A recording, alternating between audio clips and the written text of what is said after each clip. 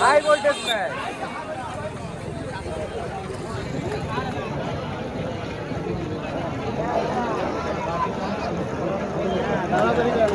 দর্শক মন্ডলী, আপনারা উভয় দলের প্লেয়ারদেরকে হাতাচাড়ি উৎসাহিত করবেন, তাহলে কিন্তু প্লেয়ারদের খেলা মনে আছে।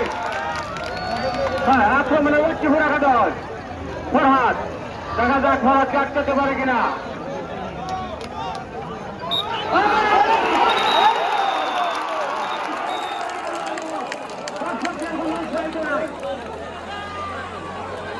আপনারা কিন্তু উভয় দলের প্লেয়ারদেরকে হাতাচাড়ি উৎসাহিত করবেন। ফরহাদ একজন প্লেয়ারকে ফাঁকিতে চলে গেল। আবার আক্রমণে চালু দেখা দল অর্ঘ, কোন দিচ্ছে অর্ঘ, দেখা যাক অর্ঘকে আটকাতে পারে কিনা।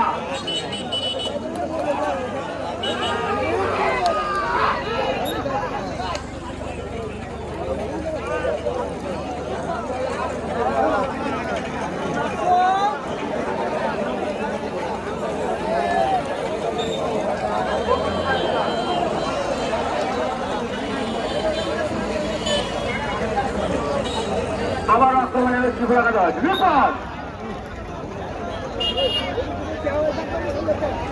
বিপদ কিন্তু একজন কারেন্টের মতো হয়ে যায়।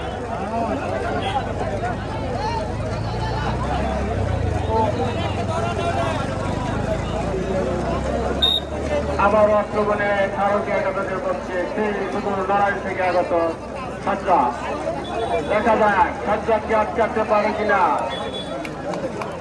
সামনে লক্ষ্মীপুর একাদশের 9 জন প্লেয়ার লাফাচ্ছেন, সাজ্জাদকে ধরার চেষ্টা, দেখা যাক কি হয়। দর্শক আপনাদের উৎসাহিত নাই, দর্শক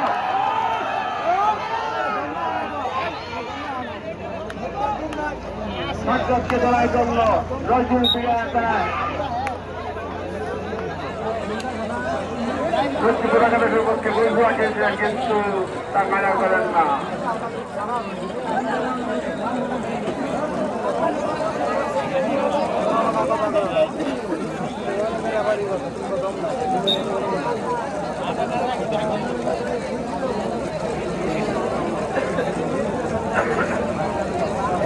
আবারও সেই শেরপুর থেকে এরকম মিলন কিন্তু ছোটখাটো দলের দিকে হয়ে গেছেন। তার খেলা খুব সুন্দর, মিলনের ভঙ্গিমা দর্শক দেখুন, কোনো কাজে কোনো গণতন্ত্র নেই। দর্শক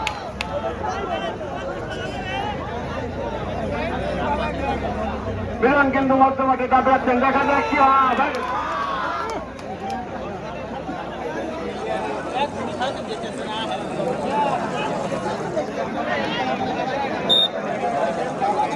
আবার বর্তমানে ভারতীয় একাদশ দিচ্ছেন মার্গ,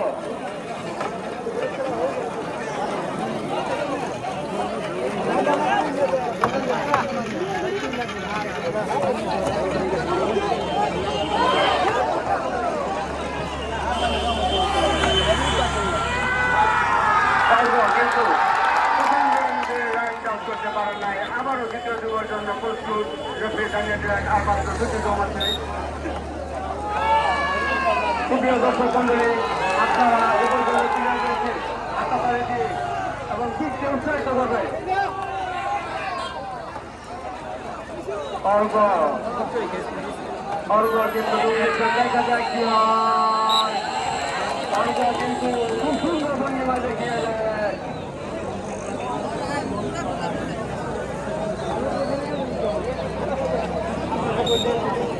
আবার লক্ষ্মীপুর একাদশের পক্ষে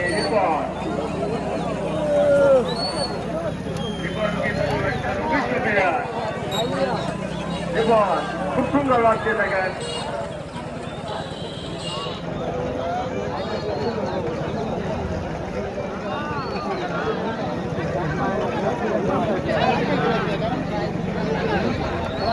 রিপন কিন্তু প্রায়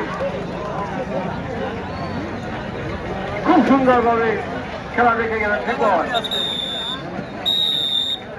আজকের খেলার বিরতির পর আবার করলাম আমরা পুরো দর্শক মাঠের ভিতরে প্রবেশ করবেন না। যেখানে আছেন রাজধানী আসুন দেখবেন সকল দর্শকের দৃষ্টি আকর্ষণ করছে কেউ মাঠের ভিতরে প্রবেশ করবেন না।